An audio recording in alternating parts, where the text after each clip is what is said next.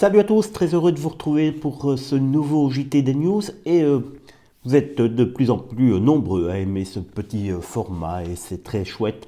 Alors n'hésitez pas à retourner, si c'est la première fois que vous tombez sur cette vidéo, n'hésitez pas à retourner voir les anciens. Il vous suffira de taper dans le moteur de recherche YouTube JT les News et vous allez retrouver tous les anciens JT. Il y a toujours des infos qui sont à jour actuellement. Donc n'hésitez pas à retourner si en tout cas cette vidéo vous plaît. Si c'est le cas, n'hésitez pas à la liker, à vous abonner si ce n'est pas encore le cas. Si vous n'êtes pas encore abonné à notre chaîne, on met régulièrement des vidéos, plusieurs par jour.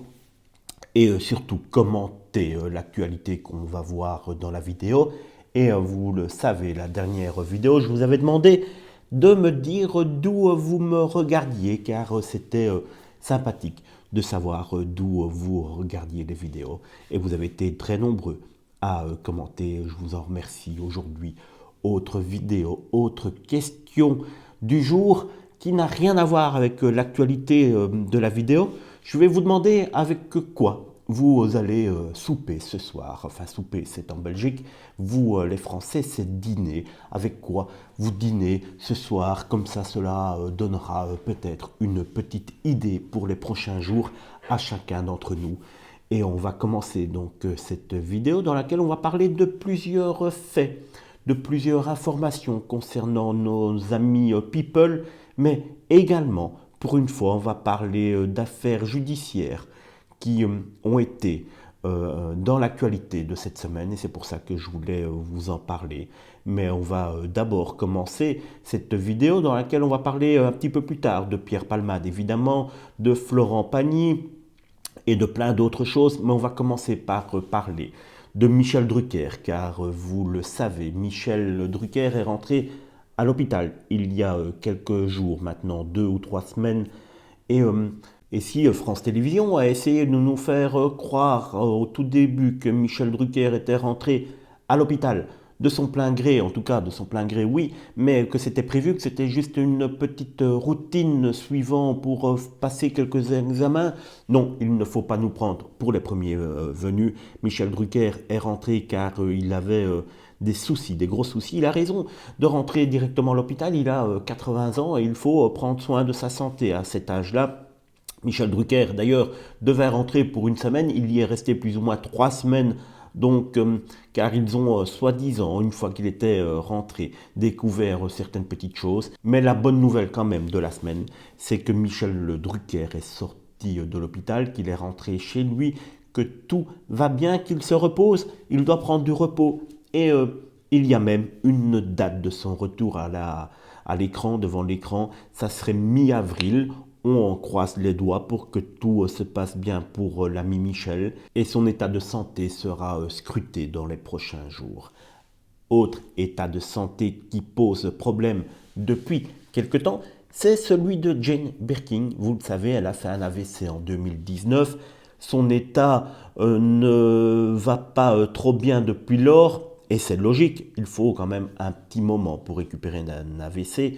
Et plusieurs concerts ont même été annulés au mois de janvier. Je vous ai fait une vidéo la semaine passée concernant son passage au César qui a fait beaucoup réagir sur la toile puisque peu de personnes, enfin certaines personnes ne l'avaient quasiment pas reconnue alors qu'elle était à côté de Charlotte, sa fille, qui était venue présenter le documentaire qu'elle avait fait sur sa maman. Et donc Jane Birkin avait déjà posé problème. Et cette semaine, patatras, annulation de nouveau de 2 concerts concernant la chanteuse qui devait se dérouler hier et aujourd'hui. Elle a dû annuler ses concerts car elle est tombée. Elle a un gros problème à la cheville. On ne sait pas pourquoi elle est tombée, si elle est tombée par inadvertance, par accident ou si elle a eu un petit malaise. On n'en sait rien. En tout cas, elle est blessée. Ses concerts sont annulés. Elle doit normalement encore chanter en fin mars à l'Olympia. Pour l'instant, rien n'est annulé et ceux qui ont leur ticket pour ces concerts peuvent toujours espérer voir Jane fin du mois pour ce qui est sans doute sa dernière représentation, cette dernière représentation à l'Olympia, car la santé de Jane est de plus en plus faible et normalement ça sera sans doute une de ses dernières tournées. Je vous ai dit qu'on allait parler d'affaires judiciaires qui ont été sur le devant de la scène. On va commencer avec une affaire qui nous tient en haleine, si on peut parler ainsi, depuis 1984. Cela doit vous faire-t-il déjà le 16 octobre 1984, exactement, c'est le jour du décès, de la mort, de l'assassinat du petit Grigory Villemin. Et oui, c'est une affaire qui reste marquée, qui reste marquante d'ailleurs, et qui aujourd'hui soulève encore beaucoup d'interrogations. Et on a appris cette semaine, en début de semaine, la mort du grand-père Villemin, d'Albert Villemin, donc le papa de Jean-Marie et le grand-père de Grigory, qui s'en est allé à l'âge de 92 ans. Il va partir avec peut-être ses secrets ou avec l'incertitude concernant celui qui a intenté à la vie de son petit-fils. De nombreux ragots, de nombreuses choses ont été dites sur cette affaire et on sait en tout cas que le meurtrier, l'assassin, est sans doute tout près dans la sphère familiale. Albert et son épouse ont été de très nombreuses fois mis sur le devant de la scène, pas comme des acteurs principaux, mais comme quoi ils savaient beaucoup de choses concernant cet enlèvement et ce meurtre. Ils vont donc partir, ils sont donc partis, avec leurs secrets, car la maman de Jean-Marie était déjà morte il y a 2-3 ans. C'est une triste nouvelle, car cela nous empêche d'espérer peut-être un jour la vérité. N'hésitez pas à me dire ce que vous pensez d'ailleurs de l'affaire Grigory Villemin et de qui vous pensez et qui serait l'auteur de cet acte tout simplement abominable. Concernant un acte tout à fait inqualifiable, on a appris également la mort de Geneviève l'Ermite. Cela ne vous dit peut-être pas grand-chose comme nom, mais moi qui suis belge, je peux vous dire que ça a fait véritablement secouer la Belgique le 28 février 2007. En effet, cette mère de famille que l'on a appelée par la suite le monstre de Nivelles a tué, égorgé ses 5 enfants. On ne sait et on ne saura jamais véritablement les raisons de cet acte tout simplement fou. Elle a été condamnée il y a maintenant de nombreuses années et elle est sortie de prison il y a plusieurs années. Cela avait fait aussi grand bruit en Belgique car on ne comprenait pas pourquoi cette femme était sortie de prison. Elle était d'abord sortie pour aller dans un centre très sécurisé, un centre où elle avait besoin de soins car cette femme n'est pas, on va dire, toute juste dans la tête, n'était pas toute juste dans la tête. En tout cas, ses avocats avaient voulu annuler le procès car elle n'était pas pénalement poursuivable. Mais la justice l'avait condamnée, elle était sortie. Elle avait pu aller dans un centre un petit peu plus agréable, un petit peu moins sécurisé.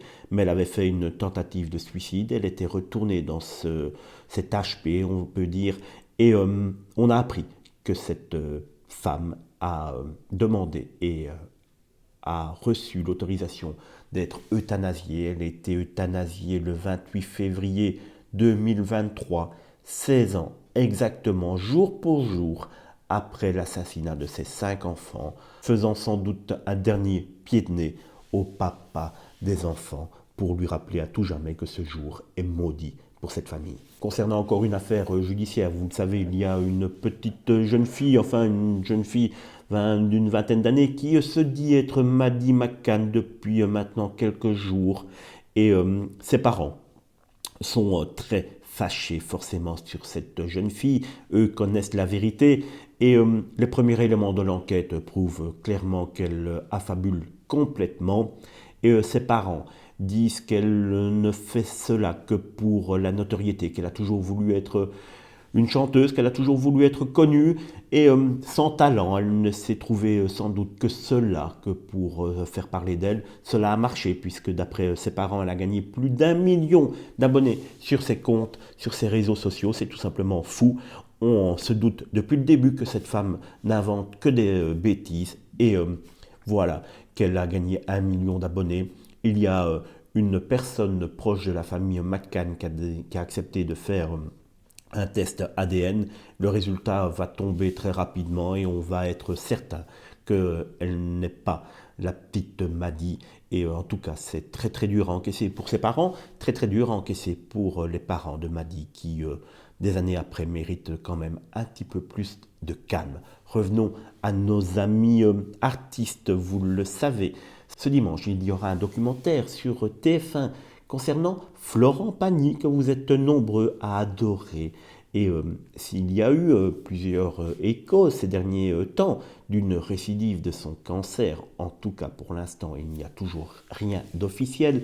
La seule chose qui est d'officiel, c'est que donc dimanche sur TF1 il y aura un documentaire qui va retracer l'année, la dernière année, l'année du traitement des soins de Florent Pagny suite à son cancer du poumon. C'est Audrey Crespo-Mara, la femme désormais de Thierry Ardisson, qu'il a rencontré à 3 moments différents durant cette année très difficile pour Florent Pagny, dans 3 endroits différents, puisqu'elle l'a rencontré en France, en Patagonie et même à New York, à 3 moments différents, pour suivre l'évolution du traitement, l'évolution de la santé de l'artiste, mais aussi l'évolution de son moral. Et on apprendra peut-être un petit peu plus, mais en tout cas, c'est un documentaire qui vaudra la peine d'être vu.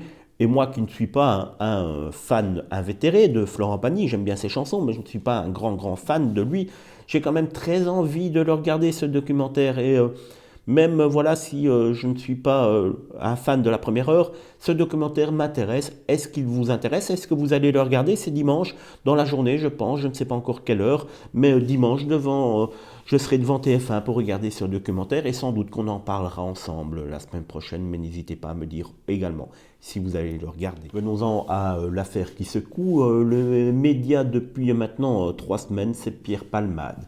Et oui, il est lâché de toutes pièces, vous le savez, par sa famille et par ses amis. Mais sa famille, donc Hélène, aurait tout simplement dit dans la presse, aux enquêteurs, mais c'est sorti dans la presse, que celui-ci, Pierre Palmade, serait tout simplement ruiné, qu'il devrait de l'argent un petit peu à ses producteurs, à l'URSSAF, qu'il serait endetté à hauteur de 250 000 euros. Pierre Palmade le reconnaît lui-même, qu'il ne sait plus travailler depuis qu'il est de nouveau dans une nouvelle dépendance à la 3-MMC, qui est une nouvelle drogue pour lui. Et depuis qu'il est dans cette dépendance, il ne sait plus travailler. Il ne vivrait qu'avec ses royalties, ses droits d'auteur qu'il touche chaque mois de 5 000 euros. Il lui en faudrait au bas mot 6 000 euros pour vivre. Voilà un petit peu le topo. Mais cela, je vous en ai fait une vidéo, vous pouvez aller la voir plus en détail. Mais ce qui est revenu et ce qui pose en tout cas problème, vous le savez, il va aller en prison une fois qu'il ira mieux après cette AVC, si on peut parler d'AVC, on ne sait pas réellement ce qu'il a eu, la gravité de ce problème de santé du week-end passé, mais lundi, la justice a décidé qu'il devait aller en prison, et sans doute que ces images à caractère pédopornographique ont joué dans la décision du tribunal de le faire rentrer en détention provisoire. Mais un ami de Pierre Palmade aurait donné une autre version. Effectivement, il aurait eu des images à caractère pédopornographique et des vidéos, mais ces vidéos le choquaient. Il l'aurait montré à ses amis un petit peu pour montrer qu'il était choqué par cette vidéo. Moi, je ne sais pas. Déjà, je ne vois pas comment je pourrais avoir ce genre de vidéo, mais si j'en aurais sur mes différents appareils, que ce soit une tablette, un ordi ou un GSM, la première des choses que j'essaierais de faire, c'est de l'effacer directement ou de signaler à la police qui me l'a donné. Mais non, Pierre Palmade aurait donc gardé ces vidéos pour les montrer à d'autres personnes, pour dire qu'il était choqué de les avoir, ou en tout cas de les avoir vus. Moi, cela me paraît en tout cas très très gros. C'est un ami de Pierre Palmade qui a donné cette version des faits. Une fois de plus, je vais vous demander ce que vous en pensez. Moi, je pense tout de même que c'est très rock'n'roll comme explication. On a eu aussi une mauvaise nouvelle concernant une autre artiste des années 80, c'est Julie Pietri qui a annoncé qu'elle avait un cancer de l'endomètre. Bonne chose, en tout cas dans le malheur, c'est que ce cancer se soigne bien et les feux seraient ouverts pour Julie Pietri qui malgré tout doit faire face à un traitement. Elle a annoncé sur son compte Instagram elle-même qu'elle était donc victime de ce cancer. Elle se battait depuis maintenant plusieurs années contre des problèmes de cet ordre gynécologique. Par chance, donc, ce cancer se soigne malgré tout bien. On croise les doigts pour Julie Pietri, qui nous a bien fait chanter durant de très nombreuses années avec Ève, lève-toi, qui sera un de ses seuls titres. C'est comme ça, il y a des artistes qui sont marqués par une chanson dans leur carrière. Des années après, on les connaît encore, on les aime bien, on les suit, et pourtant, il n'y a qu'une seule chanson qui est très marquante. Et Julie Pietri est une de ces artistes-là. Voilà donc pour ce JT des News qui se termine. Et voilà, n'hésitez pas, comme je vous l'ai dit, à liker la vidéo, à commenter, à la partager sur vos réseaux sociaux. C'est très important pour moi. Donc si vous trouvez que mon travail et le temps que je mets pour faire ce genre de vidéo mérite d'être partagé et d'être récompensé, vous savez ce qu'il vous reste à faire. D'ici là, d'ici la prochaine vidéo, n'oubliez pas de bien s'occuper de vous, de bien vous occuper surtout de tous ceux qui vous entourent, car n'oubliez pas, la vraie vie vaut toujours plus que la vie sur les réseaux sociaux. À bientôt, salut!